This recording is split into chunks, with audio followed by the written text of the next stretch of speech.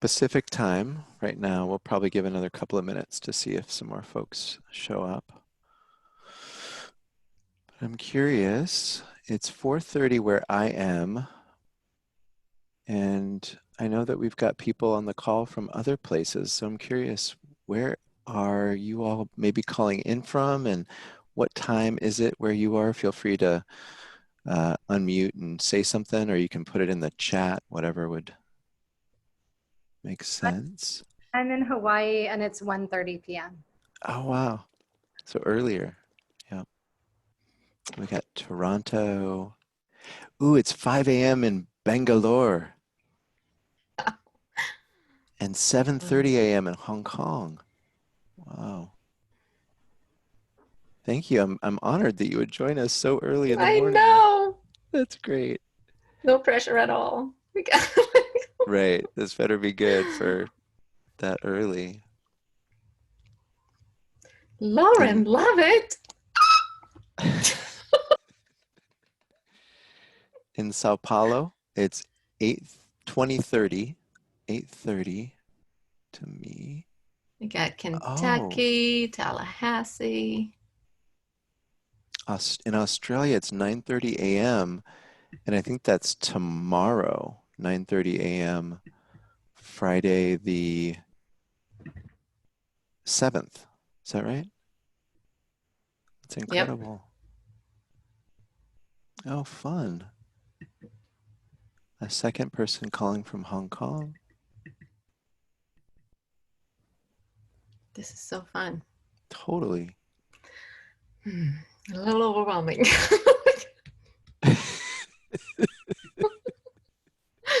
It's good. It's good. Oh, and in England, it's, wow, midnight.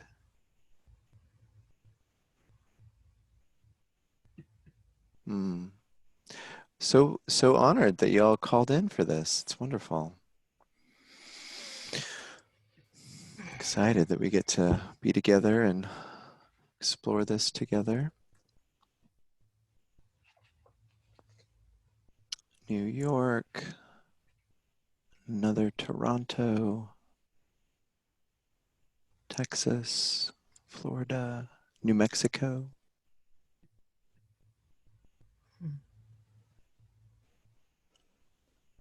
It's so nice to see so many familiar faces. Yeah. Seeing people I haven't seen in a long time. This is wonderful.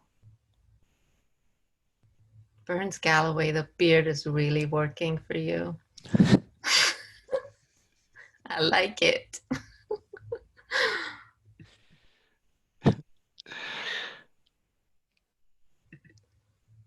So fun. Hi, Kara.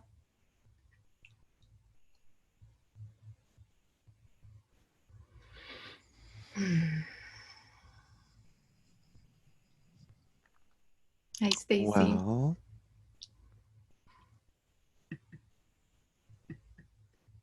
okay.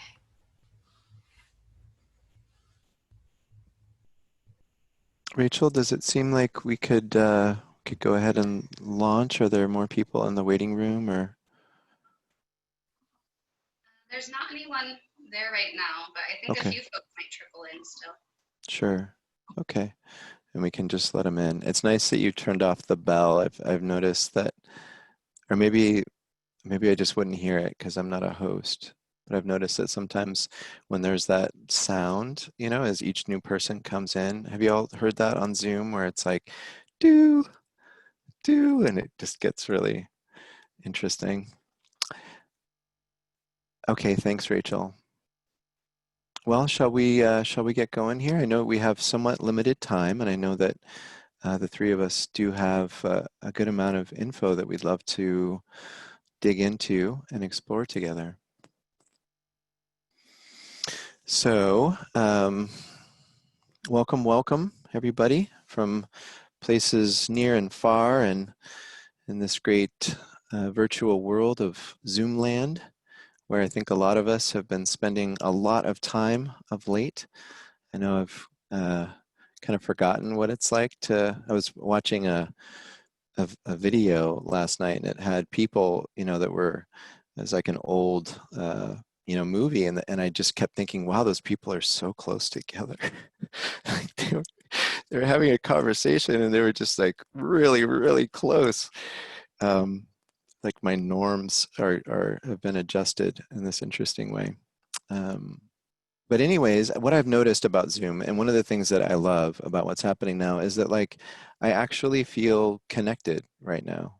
Like I don't feel like I'm alone in my kitchen sort of place. It's like I feel like I'm actually in some experience, that allows me to be connected with all of you, and I see your faces, and your faces move, and that makes my face move, and it's this it's a really wonderful thing for me. I don't know how I would have been able to get through this time without that. So thanks to y'all for showing up and joining in with this. My name is Joshua Sylvae. I am a marriage and family therapist. I'm a faculty member for the SE Institute, and very passionate about SE. And I live in a town that's called Oregon City in the state of Oregon. It was a place where the Chinookan peoples traveled and where they continue to live and fight for sovereignty and self-determination. I am comfortable with whatever pronouns folks are interested in using for me. So some people do he, him, that's great. They, them is also a-okay, and she, her is fine too. So really, however you experience me, it's fine for you to use the pronouns that accord with that. And I'm just so excited that we get to be together and explore this material. We'll talk more about how this came to be and what our focus is going to be. But maybe our other presenters could introduce themselves. Hi, I'm Danielle Murphy. So excited to be here tonight. It feels like a privilege. Grateful so many folks came out. I'm a clinical social worker and am in New York. Right now, I'm actually in Pennsylvania temporarily, but usually up in New York. And the folks who have reside here and who's, the land we occupy are the Susquehanna people. Yeah, I've been, I'm an SCP and I've been assisting, and I'm really excited to share some additional thoughts on this category.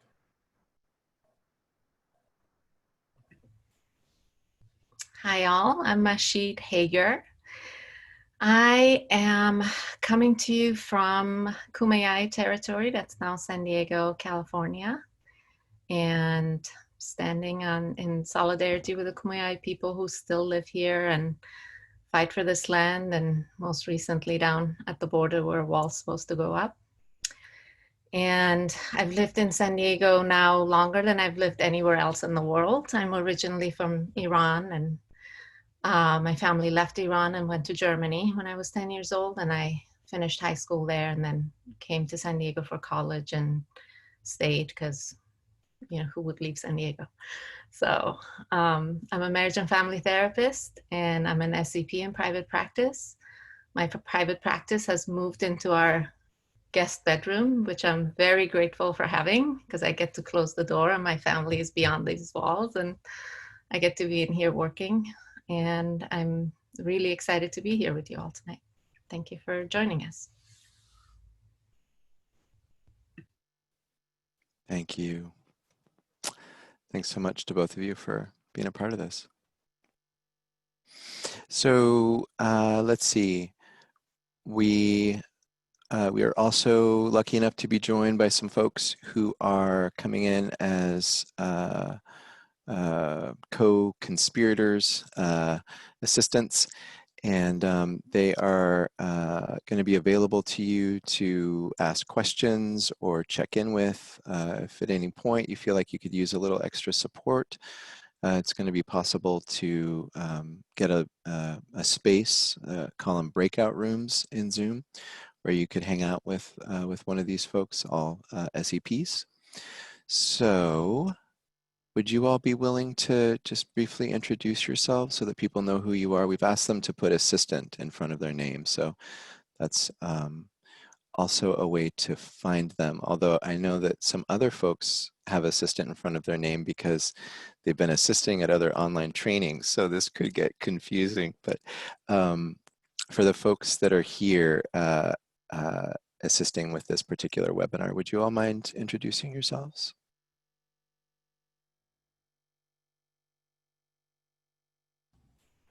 Hi, my name is Davila. I come from the plains of the land once called the Great Chichimeca, today in Guanajuato, Mexico. And I live in the Bay Area, in the valley of Mount Diablo, which is Walnut Creek, California, in the US. I'm a marriage family therapist and SEP in private practice. Thank you. Celeste, were you about to go? Yeah, I'm Celeste Meyer. I'm in Atlanta, Georgia, on the land of Muskogee Creek, and I'm excited to be here. I care deeply about racial justice and reparative justice. And yeah, thank you. Thank you for having me.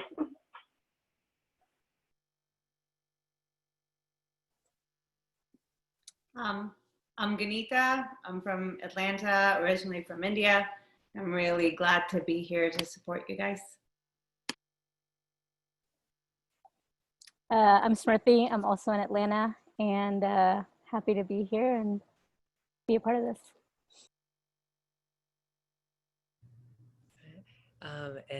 I'm Avery Fisher. I'm on Duwamish land, Seattle, Washington.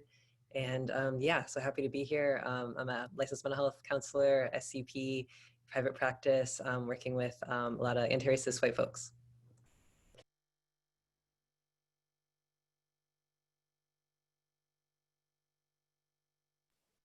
All right, thank you all so much for coming through. I think Danielle and or Mahshid, were you going to mention the sort of structure for things? And Yeah, so we are gonna, just wanted to introduce some of the ways that you can be in touch during this training today. The chat function is going to be available with all the assistants who are co-hosts with us. And so if you're finding yourself with questions or a need for support, you're welcome to reach out to any of those folks who just introduced themselves. And when we have time for Q&A throughout the presentation, those folks will potentially be able to bring those questions forward if you're interested in that. So if you would like your question addressed to the group, you can let that person know. Otherwise, they are able to also support answering questions. Also, there will be the option if you're needing support to potentially go into a breakout room with an assistant to get that extra support during this training. And Yeah, oh, go ahead, Mahshid. So just feel free to reach out to any of the co-hosts. We're, hoping that you feel held and supported while you're here with us today throughout this. And I think the assistant folks in question would know too, but if you ever want, a breakout space, you can just reach out also to Rachel Pauls, who is our kind of the boss of this whole thing, is the tech consultant who is making sure that everything goes smoothly. Rachel's also an SEP. And do you want to introduce yourself at all, Rachel? Yeah, I'm happy to answer any tech questions if you get stuck or anything like that. But I am an SEP. I just started private practice, lots of touch work. I reside on Tohono O'odham lands, Tucson, Arizona, and use she, her pronouns, but happy to be here.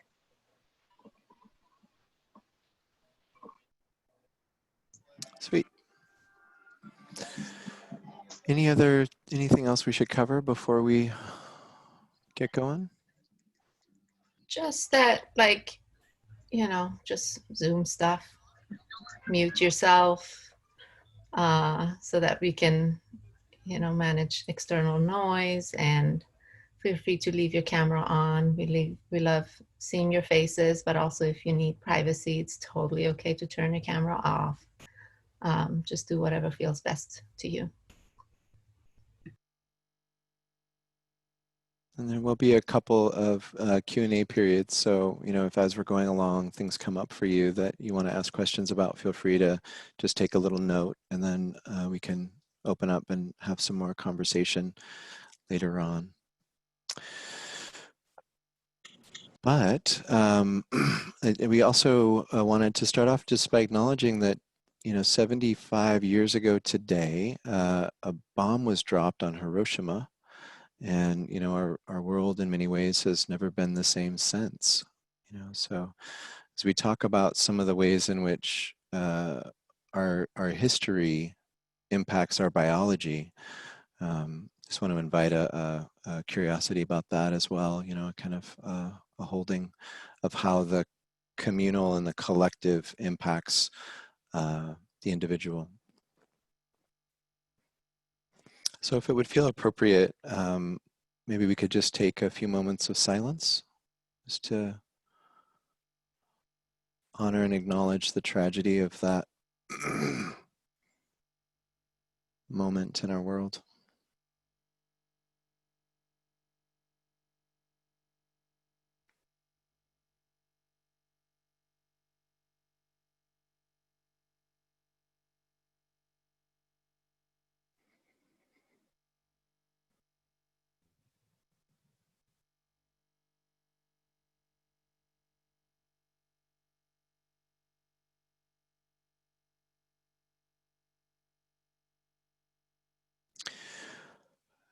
Thank you.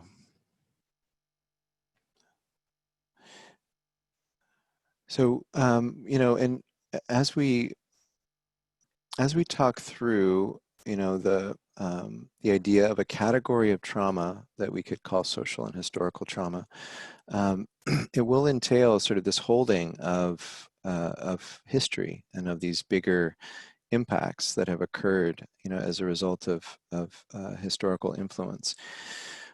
Really, the focus, though, is on how this impacts the individual nervous system and how we are vulnerable to nervous system dysregulation, the symptoms of trauma, when our experience as a human being is one of oppression or marginalization in some way. So we'll be referring back to those terms, fairly regularly. If the body that I have the accident of being born into is seen as somehow less than, or is stigmatized, or subject to stereotypes, and I experience day in, day out physical impacts, emotional impacts from systems of oppression, that registers, and that influences, how regulated we can be. And so, not having seen that in the SE curriculum, and really having seen how that was affecting what could happen in SE classes, that this wasn't officially a part of our curriculum. A couple years ago, in conversation with lots of folks, decided to start including this. So in the trainings that I lead, in Intermediate 3, we talk about the category of social and historical trauma. And we'll spend a day on it, in the same way that we do with the other categories. And we, we do an experiential exercise. We'll do triads, well, there'll be a demo. We'll do triads. And, it's very much a part of learning to work with the different kinds of trauma that our clients can show up with. One of the things that I was finding in SE classes was that, people people really needed more information about how to work with this kind of trauma.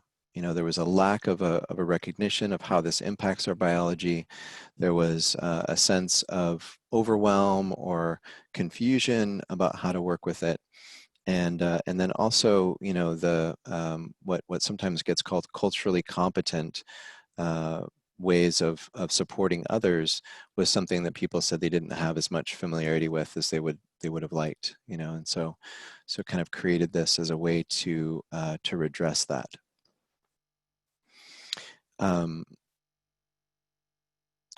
Did that in consultation with different folks. One of the folks that I consulted with fairly extensively was Mahshid Hager, and also Ann Phillips, who has worked with a woman named Leticia Nieto quite extensively. Leticia created the Beyond Inclusion, Beyond Empowerment model, which is really wonderful. And so especially in conversation with those two folks, but also a whole bunch of other people, including Danielle Murphy and others, put together the curriculum. One of the things that I'm really excited about for tonight is that I get to co-present this for the first time. And so I'm really curious how Danielle and Mahshid are going to put language to these different pieces, because you know, I have a way that I've done it before. But it's very much a work in progress. You know, every time I do this, I learn a ton. The thing shifts in different ways. I by no means think of myself as an expert in, you know, diversity or equity or inclusion work. This arose out of a sense of wanting to have something, you know, in the training that would address these themes.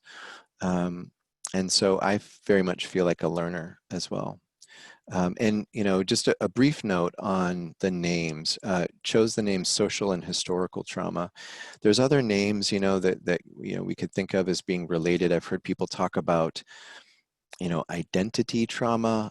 Identity is a pretty loaded word these days, so I'm kind of, you know, thinking to steer clear of that. It kind of can sound belittling or less consequential. I mean, not the word identity generally, but the notion of this trauma as just arising out of an identity issue.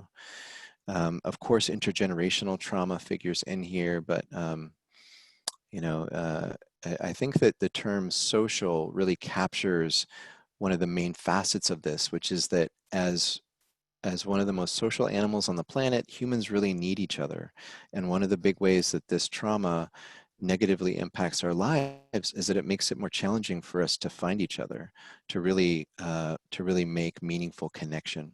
And so it's definitely a social trauma that's enacted day in and day out. But it's also based on historical conditions. You know, that there are aspects of our communal shared life that are you know, very much traumatized the people that lived through them, and which created intergenerational effects, but is also, I think, in our larger cultural nervous system, if you will, an unmetabolized trauma. And so that, I think, affects all of us in different ways.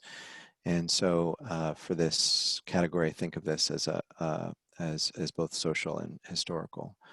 And I thought about social, historical, and intergenerational trauma, but then the acronym of that was not great, so I let go of that one. But so, and I just want to name that this was Do we have to do dad jokes here? Do they have to be part of this? I don't know. I don't know. I guess not. So I can't. Sometimes I just can't help it. But so just want to name too that, you know, this was an approach that I made, and other faculty include this in different ways. So this is, you know, getting woven into the SE approach in lots of different ways. So that's a little bit about kind of how this whole thing sort of came to be. And then, you know, I thought it might be nice to offer it to the whole SE world, you know, as, you know, we might not have gotten this in our training, or, are needing more information about this right now in working with our folks. So thanks, Danielle and Mahshid, for coming in and being a part of it with me. So we also want to just talk a little bit about kind of setting maybe some initial conditions for us all to be able to really take this in today. And one of the things that I think it's important for us to name is that this material has the potential to be quite provocative, no matter what body you're in this space. And so we want to invite each person to take a moment to just think about one or two things that might support you in being grounded, might support you in keying into that amazing regulation that we all know about. Something that helps us to embrace a stance of curiosity.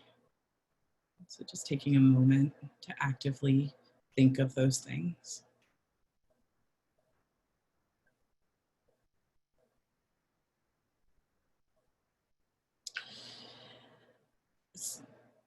And as we think about that and have awareness that we each have resources available to us as we move through this, I wanted to also name that this is going to be recorded. So if you find this being a lot to take in one sitting, it's okay to pause and to come back. So what we're going to do today is we're going to look at this category of trauma. We're going to look at the clinical implications of it. Joshua really nicely laid out for us kind of why that is something we're going to do. And I think it's important for us to just take note that that's the aim of today. We're not going to be prescribing political solutions. And I think that's important to name because this material is big. And there's a lot of different angles that we need to approach it in order to have the kind of collective movement that would be necessary for a more just and equitable world. And in this hour and a half that we have, we don't want to pretend that we can find that solution. And we hope to be able to provide some ideas about how we might show up in our practitioner and client relationships, things to look out for, how SE uniquely contributes to this conversation of change. And it's my deep belief that SE has the potential to really change the world, including, how we experience social and historical trauma. And I hope that what we offer today can be supportive of individuals and the collective on some level. And we recognize it's one piece of the puzzle. And I also just wanted to name that what we're talking about today applies across all dyads. So whether I think sometimes when I sit in on these trainings or give them, I have this thought of like, we mostly are talking to white clinicians or people have us in, the sort of power and the dynamic on the social sphere about how to show up differently and better. And we forget the fact that there are practitioners of color too, or practitioners in the position with less power and they don't get spoken to as much. So I wanted to actively name that this material today really is important across all, like whatever social location makeup we're working with. And there's going to be ways in which it might be different and needs to be considered differently depending on the dyad, as would be any of our work.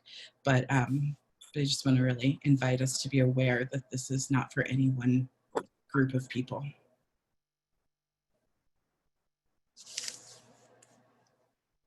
That my cue. Thank you, Danielle.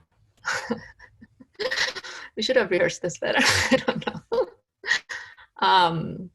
So thank you for that setup from both of you. I tend to look at this category of social, historical, cultural trauma as it can be presented either on its own as a category of trauma, but it can also be overlapped and used in combination with other categories of trauma that we already cover in the SD curriculum. One of those that easily comes to mind is inescapable attack. So inescapable attack is an attack that is pervasive and it's everywhere. And so as Joshua said, if I'm born into a body and that body lives in a society where there's oppression against that body, I can't really get away. I'm stuck. And the attack is constant and it's everywhere and I'm exposed to it all the time. Joshua also mentioned Dr. Leticia Nieto, and I recently watched I think it was a keynote she did, and she described this sort of pervasive attack as, imagine you're in a dentist chair, but the drill never stops when you get up. It's constant and it's always there. And I thought, first of all, it was genius to use the drill at the dentist because everyone hates that, right? So we can all relate to how awful that would feel. So, but yeah, so it's pervasive and it's everywhere. And in addition to that, you know, oppression against certain bodies make it so that when we're under physical, imminent attack or danger, sometimes we can't get away. Sometimes it's because we've been physically restricted, right? We have seen the over-policing of Black men. We have all seen the videos of those circulating. You're either physically restrained and can't get away, or there's this internally generated conflict, survival dilemma, if you will, where you have to decide in the midst of an attack whether, you know, running away is not really an option, arguing back is not really an option, fighting back is certainly not an option, and your only option might be submitting. That might be your best chance for survival. So that's something to keep in mind when we're working with people in this category. Another place where there is overlap, where there's a combination, is in the category of torture and ritual abuse. And here in the United States, we have the history of residential schools for Native American children. We have the history of slavery. We have the Japanese internment camps. And those are some of the things I'm going to touch on in this category. With the residential schools, children were forcibly removed from their loving environment, from their families, and they were placed in residential schools where the primary goal was assimilation, and it was a stripping away of their Indian culture and a you know, an adjustment to like Euro-American culture. So they were systematically stripped of their identity. When they first entered, their hair, which is, you know, sacred and significant in the culture, was cut. They were stripped of their traditional garments. And the methods that were used were often, you know, physical punishment for corrective behavior.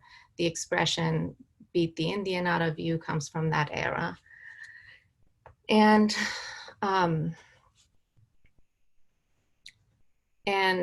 you know, trauma like that can live through history, can live through stories, and can live through generations.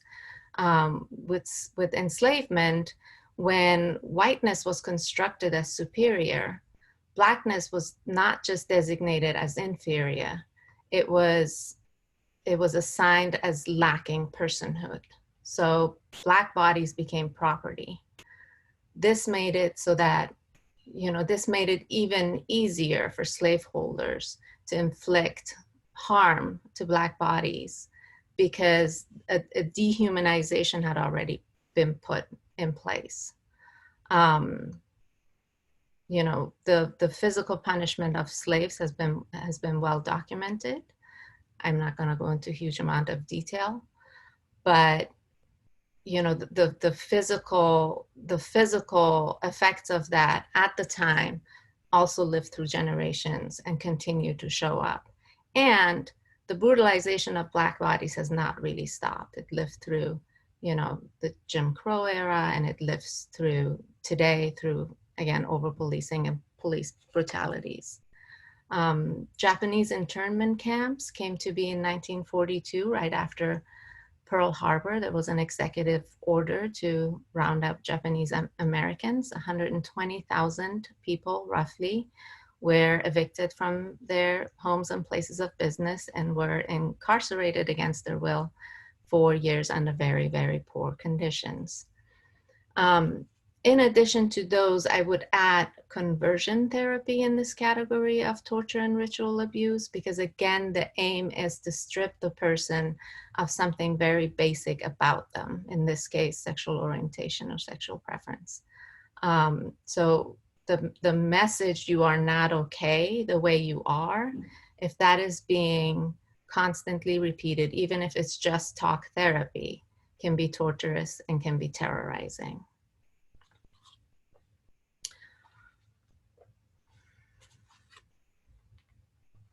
So these experiences shared by communities result in cumulative, like, emotional, psychological wounds that carry across generation.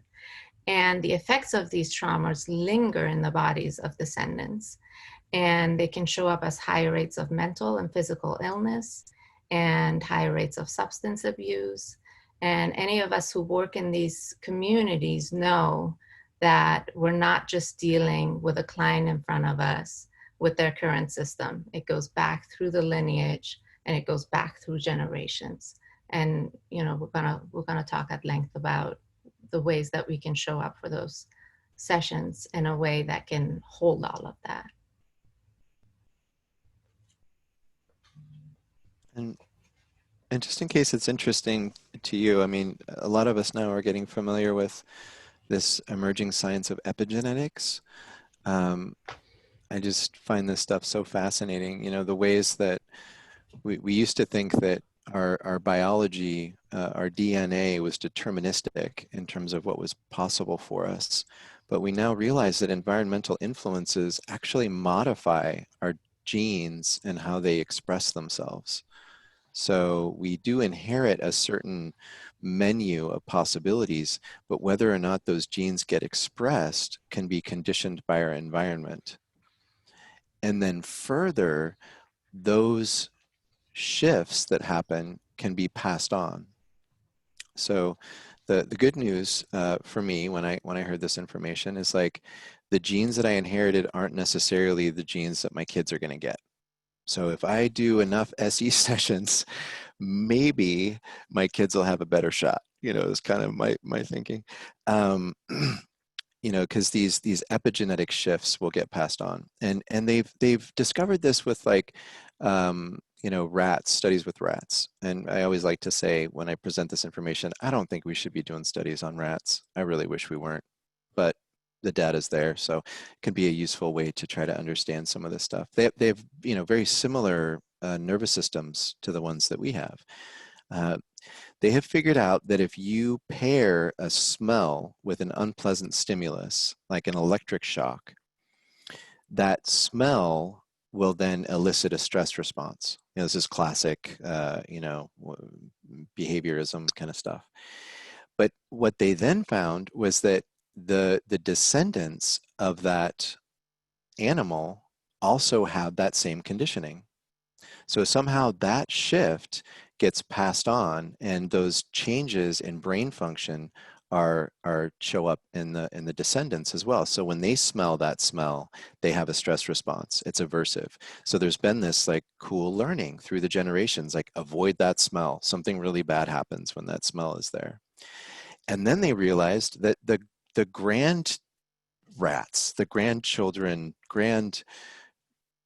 child rats also had the same conditioning. So when they smell, so it's like, you know, you see this thing, this tendency for the coupling, what we call in SE, the coupling dynamics to show up, you know, in the basic wiring of the nervous system. So that's, we think, part of how these intergenerational effects are part of this category.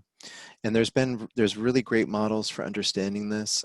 You know, Dr. Joy DeGree, Leary talks about post-traumatic slave syndrome, showing how in the Black community there's these these prevalent examples of post-traumatic stress that arise from the history of slaveholding and how that lives in the biology of descendants.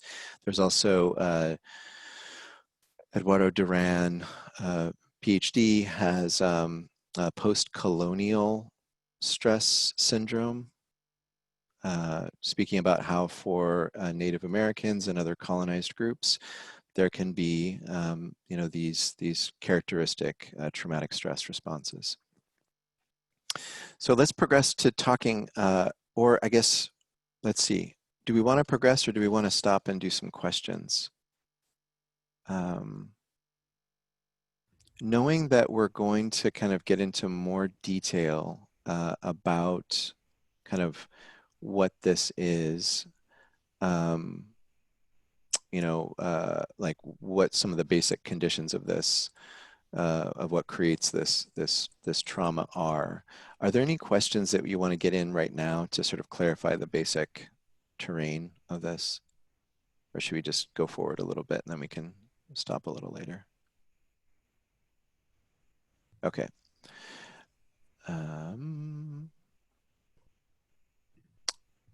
And let's see, Rachel Pauls. I'm just going to respond. Okay. So there's we think a number of different social conditions, experiences that create this kind of trauma. And one of them, and one of the, for sure there's this social quality, we'll talk a little bit more about that, but also a lack of choice. When you experience this, oppression and marginalization, the stigma, one of the things that often comes with that is that you have less choice. And, I think that in and of itself is something that creates nervous system dysregulation.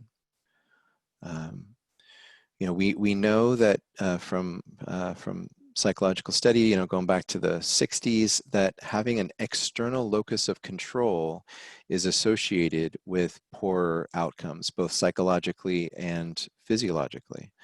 So if I have the sense that that my life is determined for me, rather than being the sort of the term captain of my own ship, I'm like, is there a microaggression in there somewhere?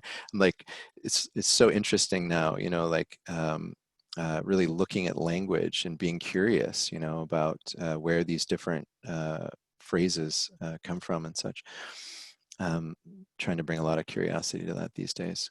But anywho, if you have the sense that you can't meaningfully influence the course of your own life, our human psychology does not like that, and it tends to be associated with poorer outcomes.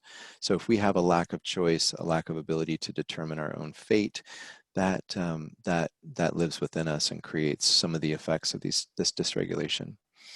And I think that this is hardwired. This is not a cultural artifact. Anthropologists who study hunter-gatherer groups, there's a near consensus that our human ancestors, people who lived in this lifestyle of hunting and gathering that all humans did up until very recently, evolutionarily speaking, there's a near consensus that those folks adopted a life way that's called fierce egalitarianism. It's egalitarian in the sense that everyone's equal, and it's fierce in the sense that people will fight for it. And so lots of studies about, the one person who kind of tries to take over and is first made fun of, and then is, invited to move on, and then is maybe, attacked if need be, to make sure that there's not one person who can take over the group's freedom. And so, I think this fierce egalitarianism is something that's very much in our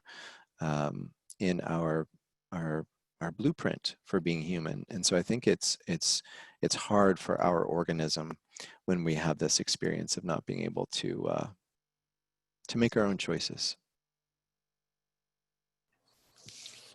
We also tend to think about lack of access and lack of resources as additional things to consider, particularly as we consider the idea of cumulative stress and how the pervasive lack of access or resources is going to impact the nervous system. And when we talk about lack of access, you know, one of the sort of statistics that we often name is the disparity in the maternal mortality rate. Just knowing that African Americans are 3 to 4 times more likely than white Americans to die related to childbirth. And more astoundingly, I'm never not impacted to, you know, hearing or saying this. In New York City, Black Americans are 12 times more likely to die. This is, I mean, this is an example of the way that so some social groups are not having equivalent and fair access to healthcare, and that's for quite a lot of reasons. And currently, I'd be remiss if I didn't mention the major disparities for Black and Indigenous people with COVID.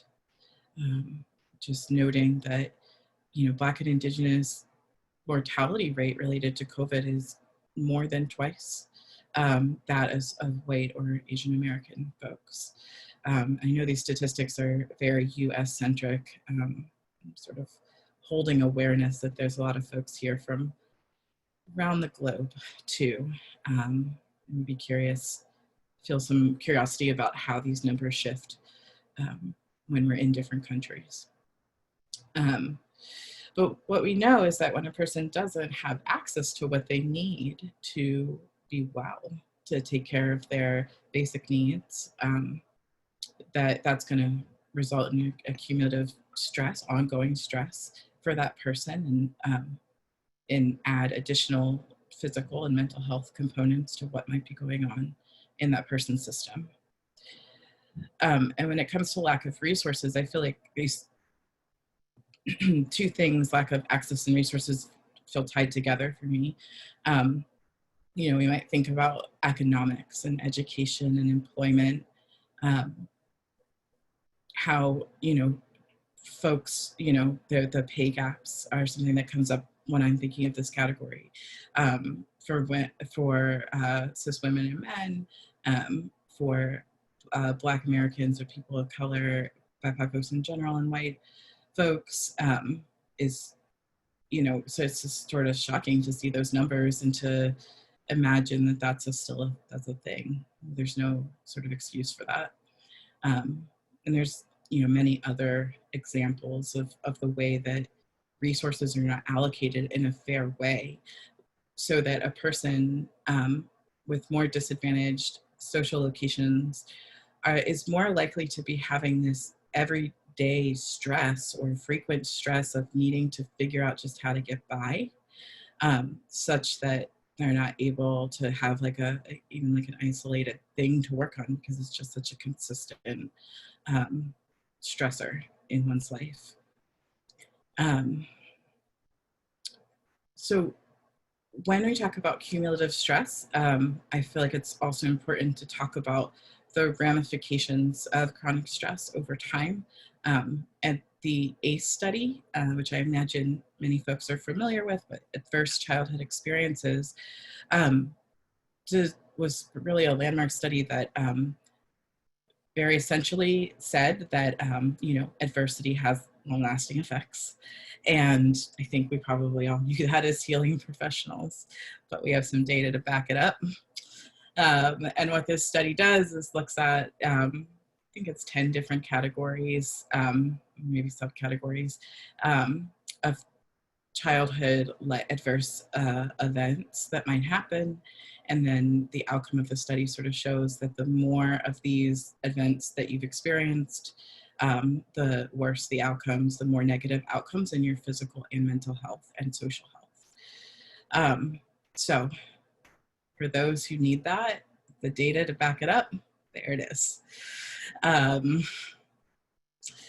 Also, we have some interesting information about racial microaggressions and other kinds of microaggressions and how that takes a physical toll.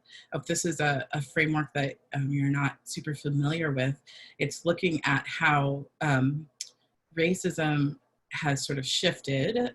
So it's microaggressions started within looking at racism, but can be applied to other dynamics as well.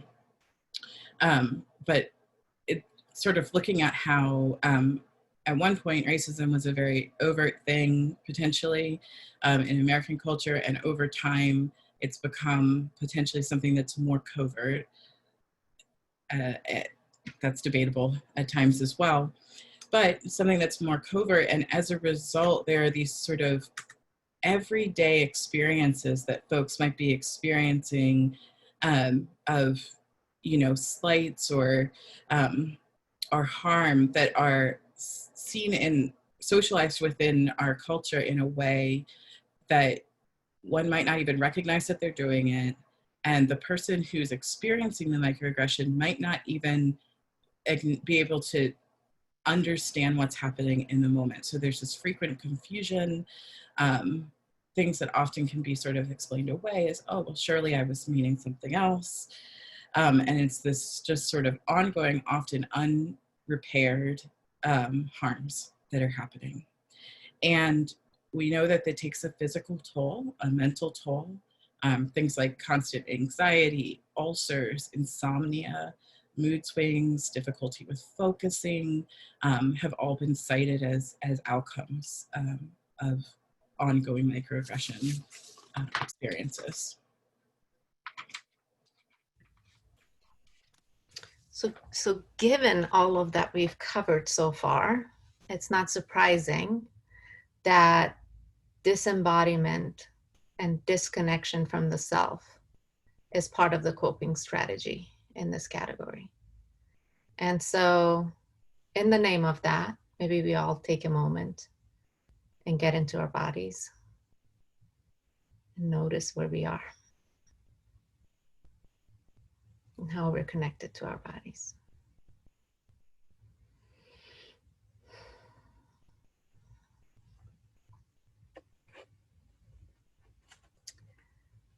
So a body that's constantly under attack, it's easy to see how I wouldn't want to know what's going on exactly with it. It's easy to see how I wouldn't want to be connected to the intensity inside, which in turn, of course, makes us more vulnerable to more trauma, because if I'm not embodied, then I might not have access to my boundaries the way I need to. I might not be able to assess for danger the way I need to. My proprioception might be off. I might be more clumsy. I might expose myself to falls and accidents, etc. In his book, Between the World and Me, Ta-Nehisi Coates describes embodiment as the ultimate weapon and a kind of terrorism against people of color, suggesting that it's really not a choice. It's something that when you're constantly under threat and under attack, it's a coping strategy that sort of comes easy to our biology. Another way that we disconnect from our bodies is through shame. We can internalize messages about our inferiority. Our identity is in some ways shaped by the recognition and the misrecognition of others. And if you're constantly receiving message about our inferiority or how we don't belong or how we are somehow less than, then it is easy to see that, shame might be part of the equation, even unknowingly, and that can make us disconnected from our bodies.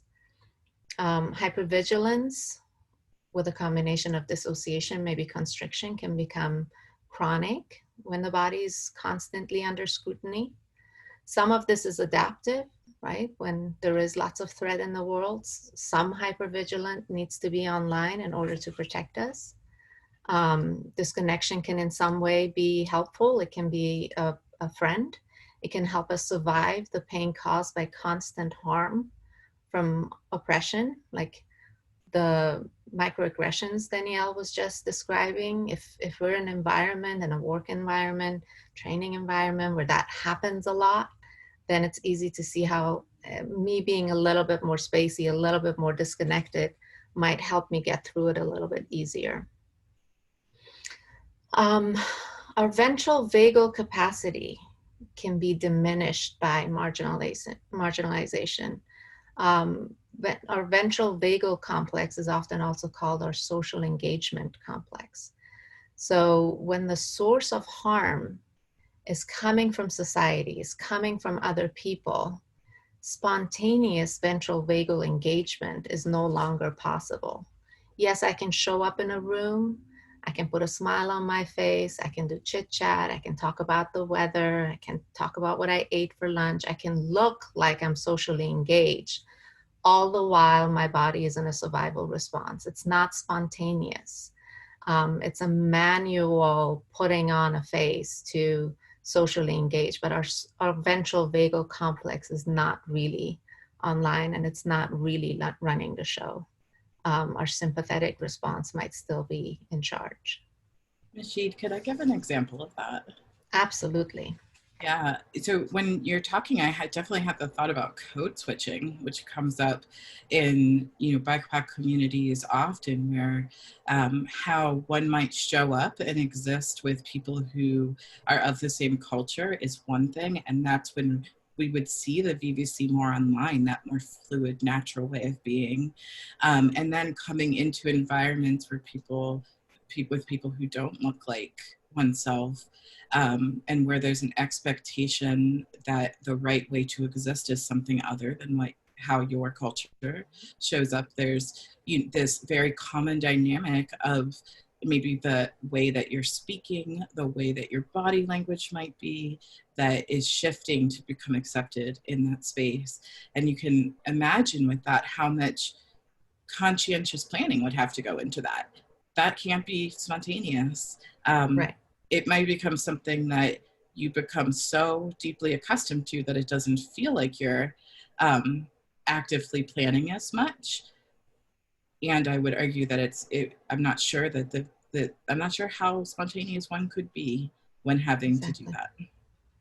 Yeah, I've described it in the past as like in SE circles, we often talk about the bear in the room. If there was a bear in this room, for people who are in marginalized groups, it's the bear in the room is often the people who don't look like us. We just don't know where the threat might be coming from. So there's a certain amount of hypervigilance activation in the system at all times.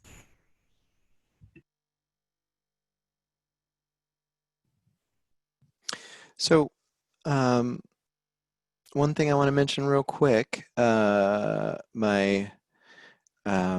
friends at the SE Institute office just reminded me that this webinar is being provided free of charge to you all, and if anybody feels inspired to donate to a scholarship fund for BIPOC folks to take the SE training, you are sure welcome to do that. And one way that you can do that is by texting support SE to the number 26989. And I believe that you can also contact the SE Institute office to do that. And I want to check in with my co-presenters here. We got like a half hour left.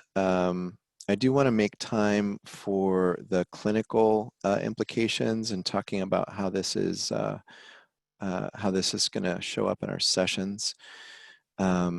Should we maybe skip this the next couple of parts that we had talked about doing and just sort of jump into that right now, and then we can see if there's any questions that folks have at the end, and time permitting, maybe we can drop back in and do this stuff. Yeah. Time went by really fast. Yeah, I think that's a good idea. Yeah, we're like 2/3 of the way through. Okay. Okay. Then I'll jump in. That might also get me out of having to go next. Sneaky. Okay, well, so then we'll talk about some clinical implications. So first thing to talk about here is finding regulation. And Mahshid already started to touch on this, so I won't go to sort of belabor the point, but I do want to make sure to mention here that regulation is not synonymous with calmness. We're not aiming necessarily to help a person to be in a calm meditative state, and then that's regulation. When I think of regulation, I'm wanting a person's system to have the flexibility to respond appropriately to any given stimuli. I want that person's system to be able to respond to threat appropriately, to be able to accurately assess threat and respond to it. And in a person's system who experiences social and historical trauma, this is happening on a pretty regular basis, potentially on a daily basis, that there may be threats involved. And so it might be very adaptive for there to be a certain amount of vigilance in that person's system. Defensive orienting isn't always going to be best for threat detection. So I'm not necessarily thinking that that if someone's in a constant state of vigilance, that is a healthy system and is going to have the spontaneity and the assessment skills to be able to respond appropriately.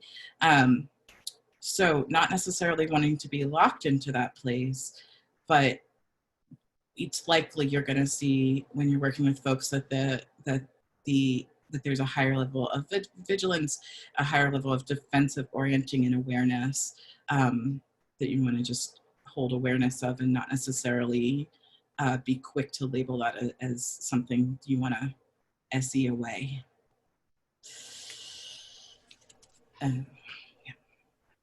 Thanks, Danielle. Yeah, so it's nice to think of it as working from normativity to empowerment. So we're not judging any of the responses as good or bad or what one should do, but we want the person, as Danielle said, to come into the full range of their responses. Like you want them to have access for everything, including anger and healthy aggression. And regulation doesn't just mean calm. Regulation means that we're able to drop into healthy aggression when we need it to. And, you know, when society keeps stacking the cards up against a person, it's easy to see how anger needs to be part of the process of healing, part of the process of therapy.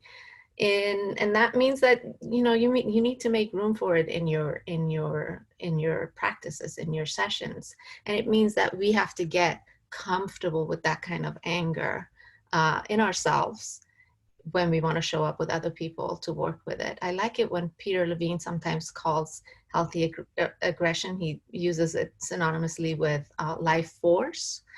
And I often present it as such to clients, because the completion of something that is a coherent response like anger can actually drop us into more vitality, more aliveness, and more regulation. Another way that I work with clients in this category is in doing intergenerational mourning and regeneration. So creating a space where clients can talk about and mourn the losses and what they've suffered either personally or as a community. Inviting conversations about customs, rituals, having conversations about ancestors, you know, bringing up, you know, in the image channel, maybe who in your lineage has been somebody that has struggled a lot, but has also shown a lot of resilience. Can we get that person into the room? Sometimes you're not going to have specific information about ancestry. We know that with, you know, with the history of slavery, some of that information has been lost. But are there, you know, can we bring in the strength and resilience of the community, you know, the communal suffering, the communal resilience? Are there cultural heroes that can be called upon that we can look up to and look upon for guidance and for support? I know that, you know, when I'm working with my Persian clients, Rumi and Hafiz will be in the room eventually at some point. So another place that we can do work in this category is through restoring boundaries. Healthy boundaries can be practiced in the safety of a therapeutic room, a therapeutic session with you as a safe person. You can help your clients gain access to their voice, maybe the voice that they don't have access to outside in the world. And they can practice boundaries in session. And they might not be able to set every boundary out in the world, but being able to do that work in session and get that validated with you in session, that can do a lot for, you know, getting a sense of completion and having a little bit more access. One of the results of boundary setting like that might be that eventually your client might land upon an issue, something they want to process that they are not necessarily comfortable processing with someone outside of their cultural, ethnic, racial background. A shared experience might be needed for them to work through a piece like that. And this can in some way be seen as a sign of progress, right? If you've done work with your clients, you've created a relationship where it feels safe to bring that need to you. If you've worked on boundaries and they're able to express that, hey, this piece I need to work with someone else, or this dynamic in our treatment isn't working for me anymore and I need to take this to someplace else. Your validation of that and your normalization of that can even further increase a sense of safety. And with some people, that might not be true. For some people, it might be really corrective for them to work with someone outside of their own culture and heritage and background. And so I say that, I name that just so we don't, you know, put an umbrella over a category of people. There's always flexibility and we always need to meet people where they're at. Right, and I think that's something really important that I hope folks will walk away with today, that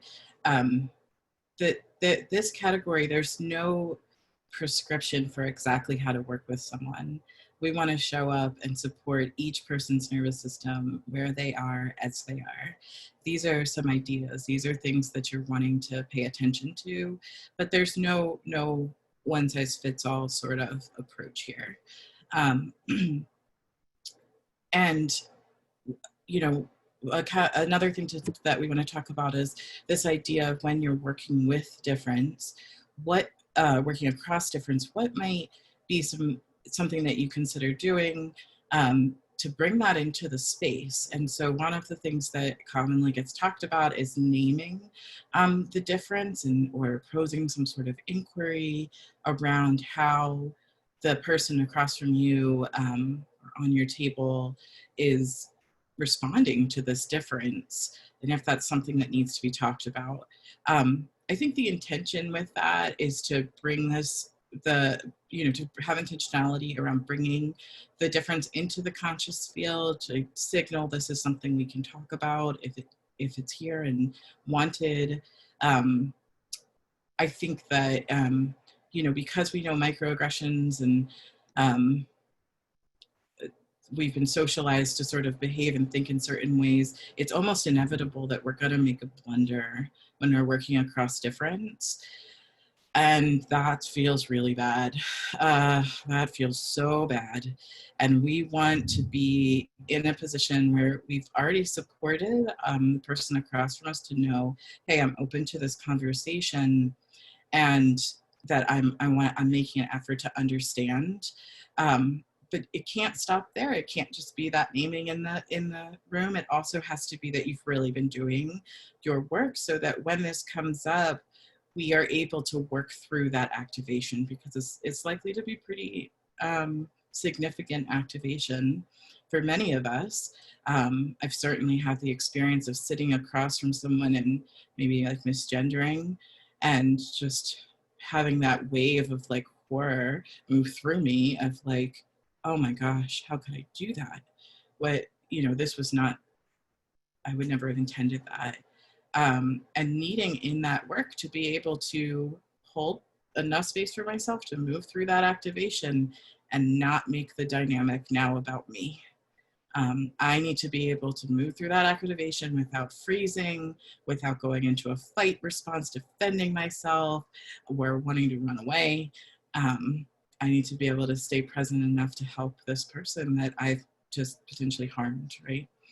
And so I think recognizing that we're not always going to get this right is so important. Having the humility to just know that mistakes are going to happen and have a plan for how might I support myself when I make a mistake to move through this. And then to be doing your work outside to become more regulated around these conversations around difference, to be doing your research, to be getting consultation, to really be working with your own system to be able to get to a place where you can really actively do this work, to work across difference.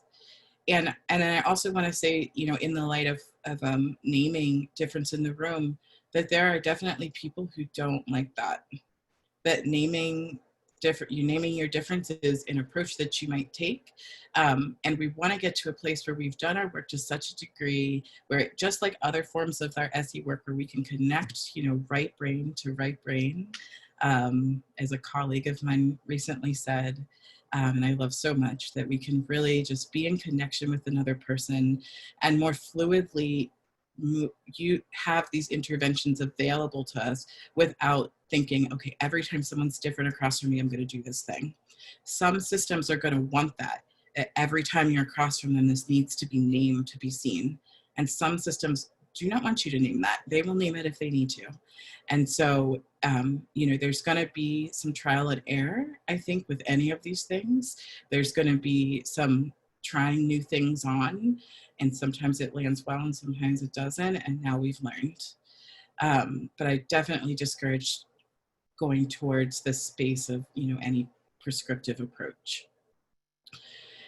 So when there is some kind of rupture, you know, as I said earlier, we're wanting to attend to our own activation without it becoming, taking over the experience, taking over the process. I also, you know, really want to support folks in knowing this is not the time to psychoanalyze or interpret, to go into a space of defensiveness that diminishes. It's really important at this time that we take a stance of curiosity and openness to what this person has to say. And, you know, I think it's Peter Levine says, you know, trauma's not in the event, it's in the nervous system, right?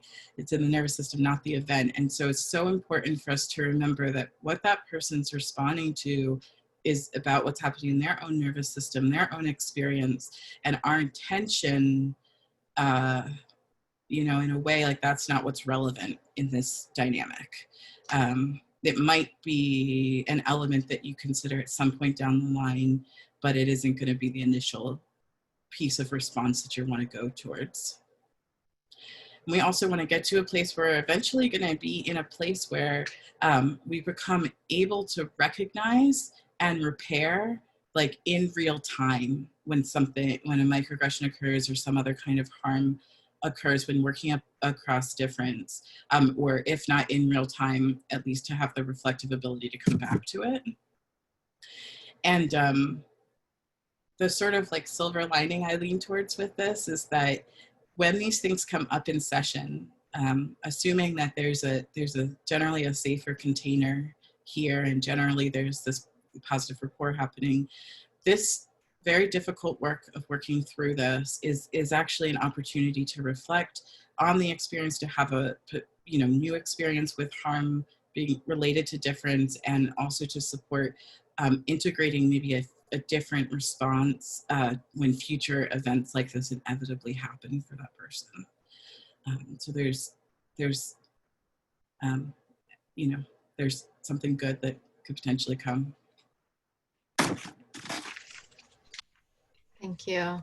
It makes me think of how grateful I am for every time I've been corrected in real time. You know, like, if you can get to a place where a response to a correction can be thank you versus, oh, I didn't realize, I didn't mean to, you know, if you can get to a place where you go thank you, and you make that change, that's, you know, I'm so grateful to everyone who has helped along the way to get me to that place. I just want to say just a little bit on joining, and we have so little time that I just want to say avoid merging and distancing, and that's it.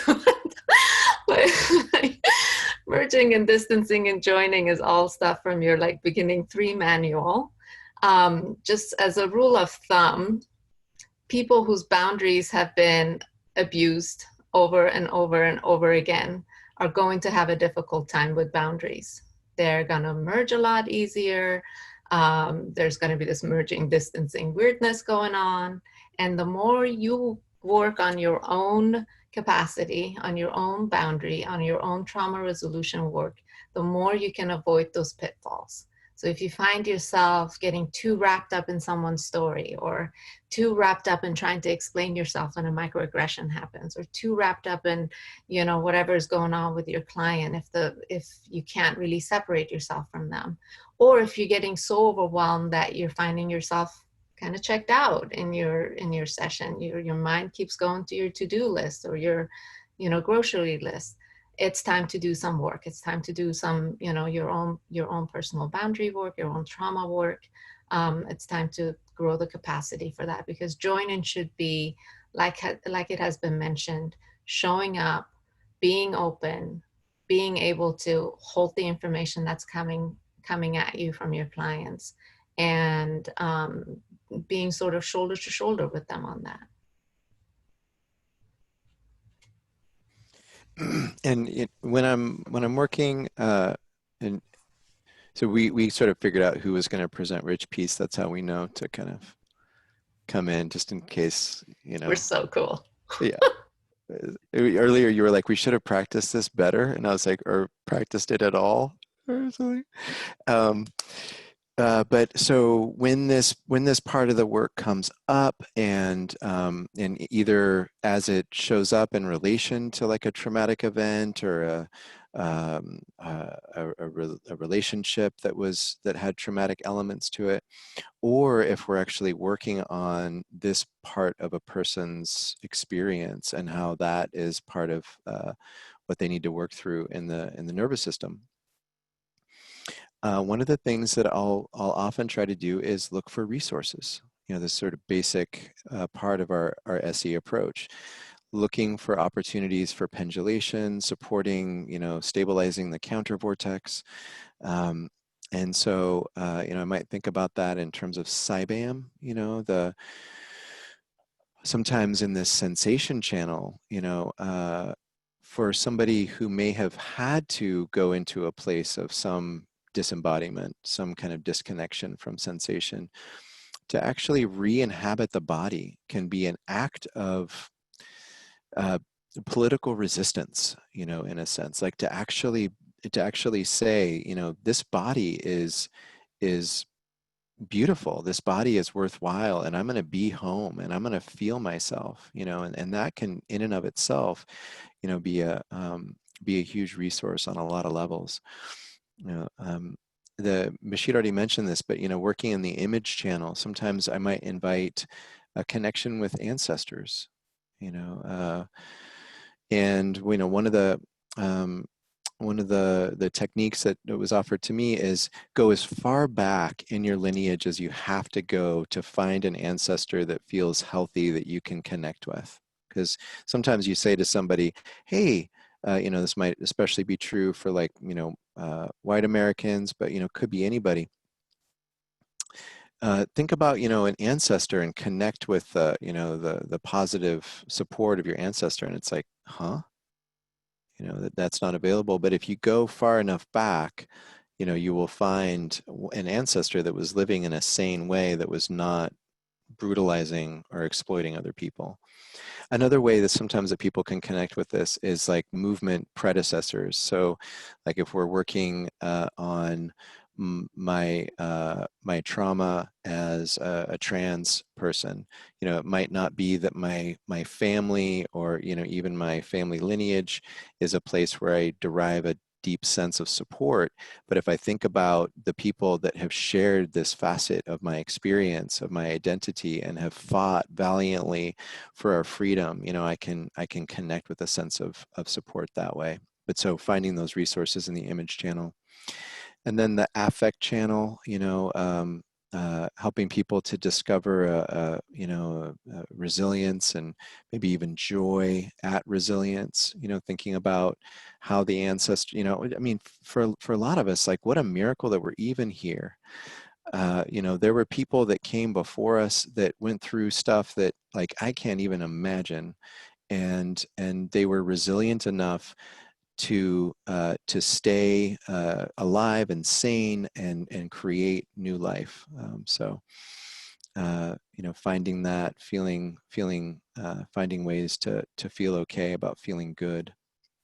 Avery actually one time in a training said the best revenge is living well. I don't know who to give that quote to, but you know, kind of having that conversation with folks, you know, that it's really it might be part of the journey to access those positive affects as well.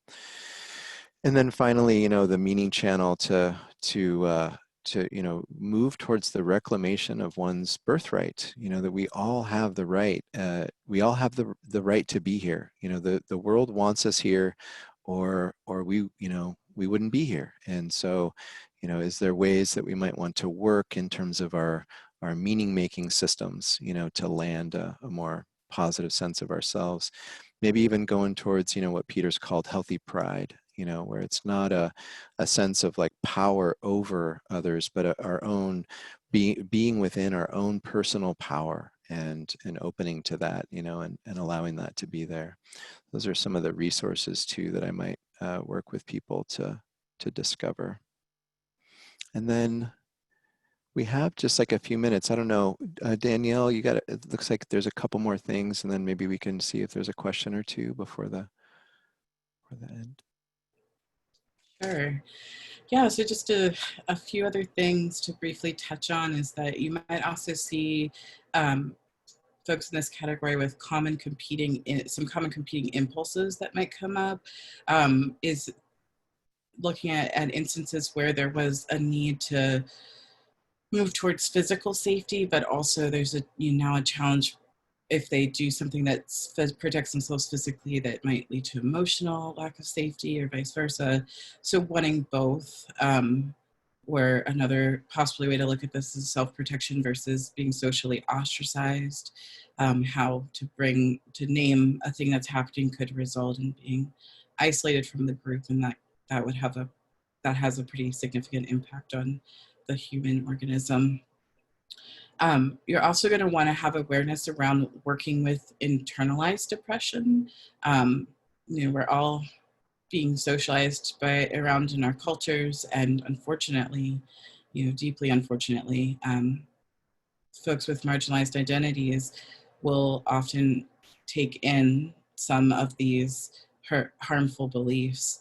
And you're paying attention to both the words and the behaviors that might indicate this. And so some common nonverbal behaviors that might show up that you may be working with is a need to take up less space. And that could come up verbally actually too.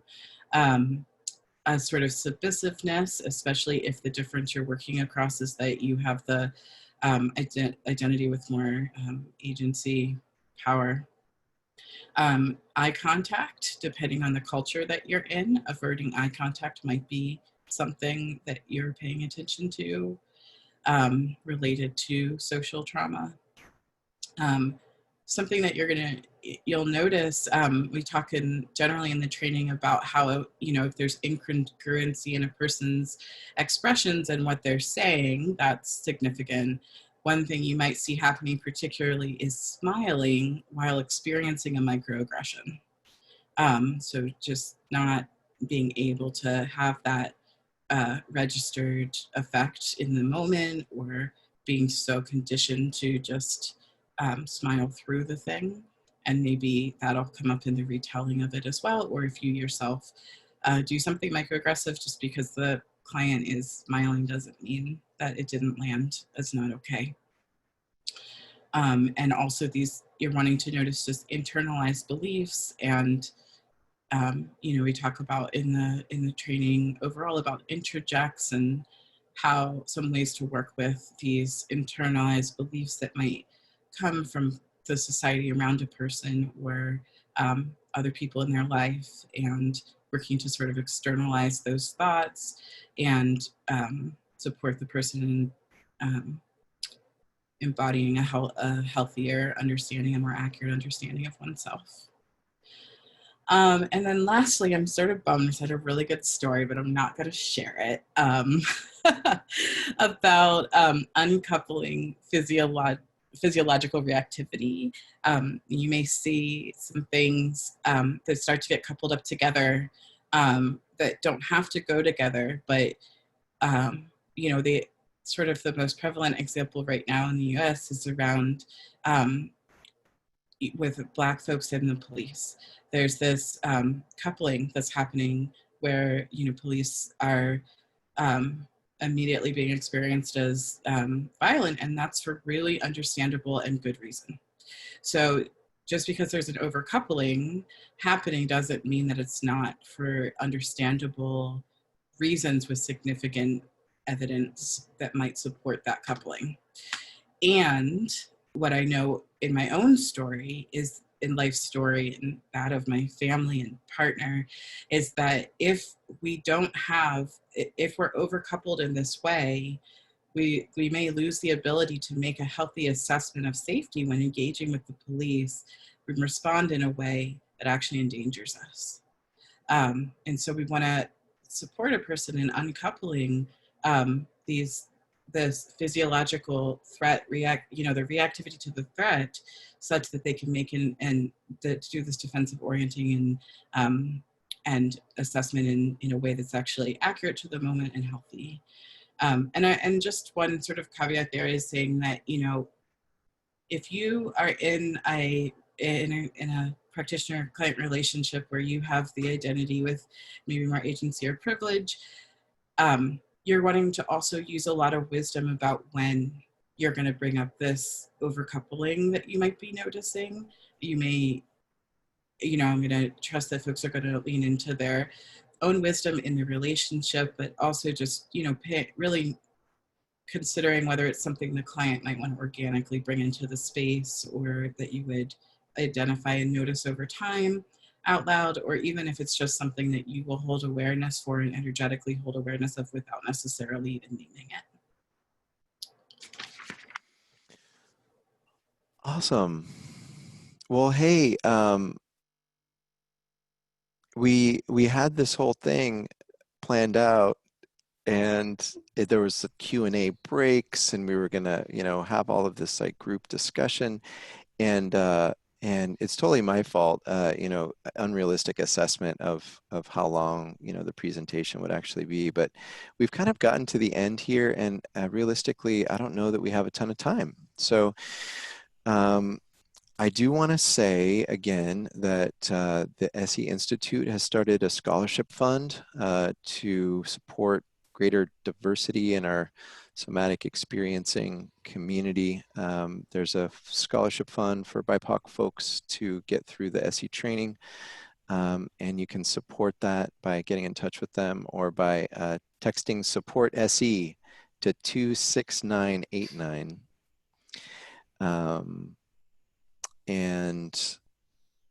And then, you know, maybe there'll be opportunities to get together again. You know, we could, I know that I feel great about people sending me questions over email. Same.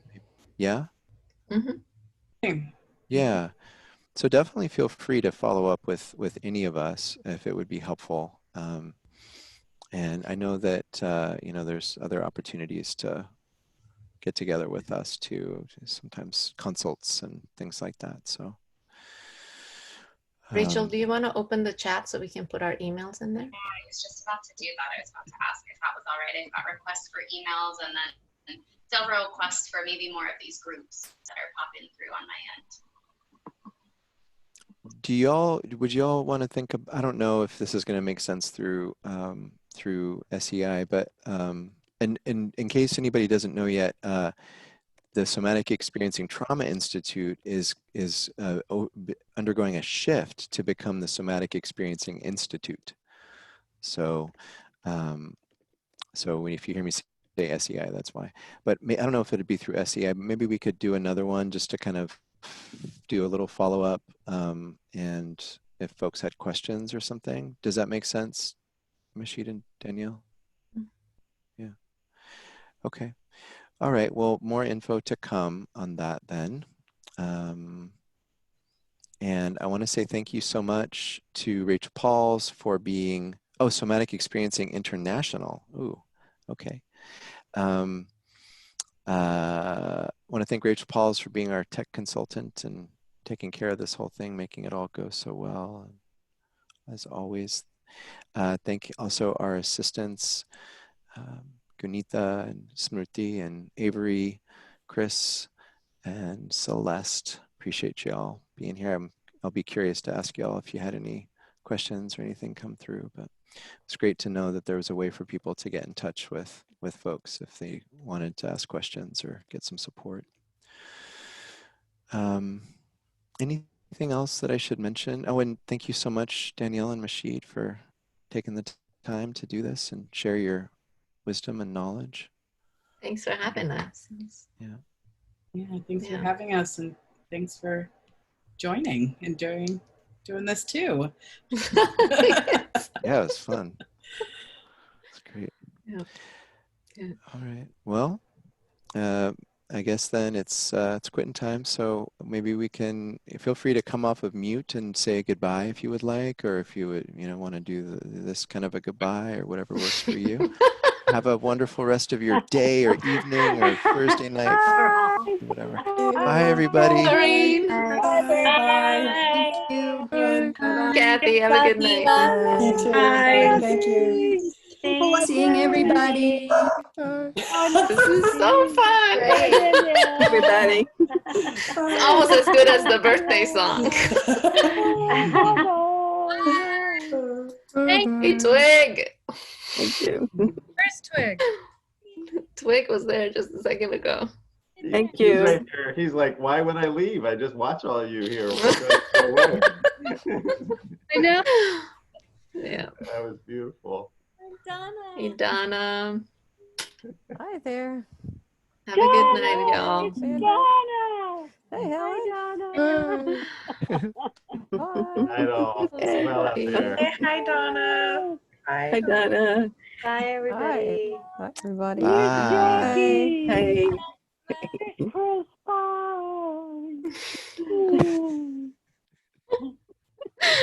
Love the Oh, singing this is goodbye. fun. I know. This is so good. Goodbye.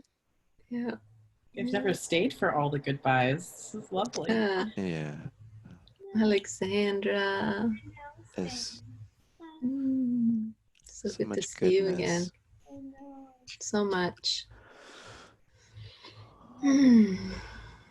Well, We did it. Bravo. Really, really beautiful. Thank you all so much. Very helpful. Thank you, Alexandra, for being here. Thank you very much for driving all the way. I just heard what you said. Thank you very much. You're so welcome. I just got home, so I just turned on the video. Thank you so much. Thank you You're so welcome. Solmaz, you're Persian? Yes, I am.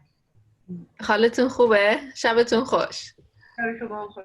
خیلی عالی بود. واقعا Nice to ممنونم. meet you. مرسی. خواهش میکنم. Bye bye.